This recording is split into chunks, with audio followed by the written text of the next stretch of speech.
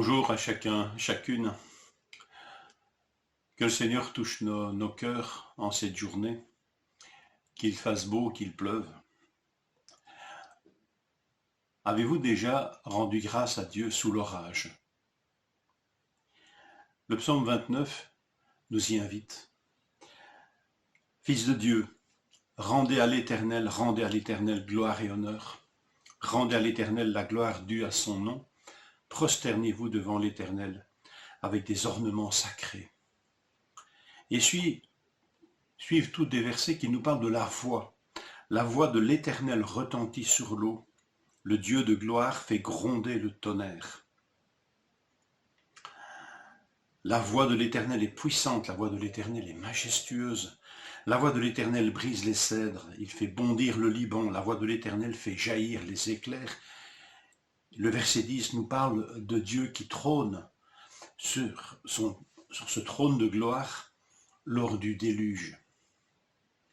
Alors, si vous lisez attentivement ce petit psaume, grand par son contenu, vous avez la description d'un orage ahurissant, un orage puissant.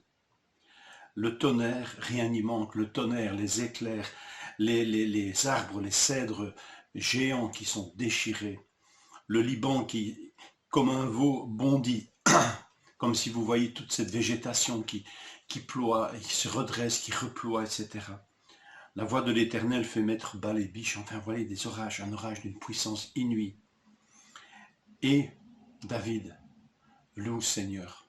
Alors, rien ne dit qu'il est sous l'orage à ce moment précis, ou que c'est les souvenirs d'un orage ou d'orages, plusieurs orages qu'il a vus, mais il loue le Seigneur pour ce déploiement de sa force.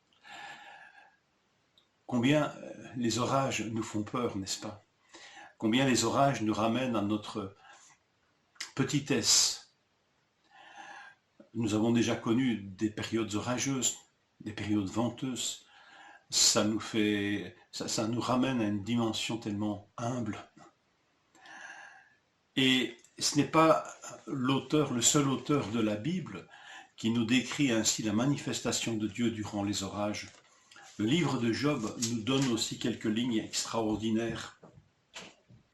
Il est dit ceci à propos de Dieu, chapitre 36, verset 32. Il cache dans ses mains les éclairs auxquels il fixe une cible. Il s'annonce par son tonnerre et même le bétail pressant son approche. Psaume 37, verset 1. Tout cela fait battre mon cœur. Il bondit dans ma poitrine. Écoutez attentivement les vibrations de sa voix, le grondement qui sort de sa bouche. Il le fait rouler dans toute l'étendue du ciel et son éclair brille jusqu'aux extrémités de la terre. Puis éclate un rugissement, il tonne de sa voix majestueuse, il ne retient plus l'éclair dès que sa voix retentit. Dieu tonne avec sa voix d'une manière merveilleuse. Il fait de grandes choses que nous sommes incapables de connaître. Il dit à la neige, tombe sur terre, il dit aussi à la pluie, même aux plus fortes pluies, tomber sur la neige. Il interrompt ainsi l'activité de tous les hommes afin que tous se reconnaissent comme son œuvre. La leçon de l'orage, la leçon qui nous rappelle que nous sommes œuvre de Dieu, combien nous sommes faibles et petits, et en même temps combien Dieu est grand et majestueux. Il m'est arrivé de tomber sous un orage, d'arriver sous un orage, et jamais je n'ai loué le Seigneur dans de telles circonstances, mais dans de telles circonstances, j'ai dit souvent « Seigneur, Seigneur », comme un cri qui revenait sans cesse « Seigneur, Seigneur, garde-nous ».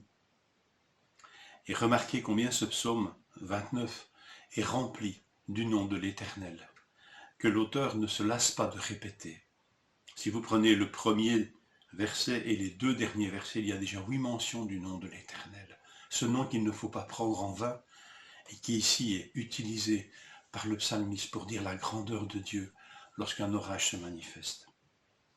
Alors je ne vous souhaite pas un bon orage aujourd'hui, mais si par aventure nous devions retraverser un, que nous puissions louer le Seigneur pour sa grandeur et sa puissance, parce que ce psaume nous dit une chose essentielle à sa fin. L'Éternel donne de la force à son peuple, l'Éternel bénit son peuple en lui procurant la paix. Et ça, En temps d'orage, quelle promesse merveilleuse. Contempler la puissance de Dieu et nous rappeler qu'il ne nous oublie pas. Alors, pour paraphraser une émission, télévision, les orages de la vie, il se peut que les orages soient aussi de nature spirituelle, de nature familiale, de nature psychologique, des orages, des moments où tout semble tellement au-dessus de nous, nous sentons tellement faibles et incapables de faire quoi que ce soit contre cet orage. Alors la voix de l'Éternel, puissante dans l'orage, retentit et nous dit: l'Éternel donne de la force à son peuple et il bénit son peuple en lui procurant la paix. Que le Seigneur nous fortifie, nous encourage à revoir les orages peut-être sous un autre jour. Bonne journée.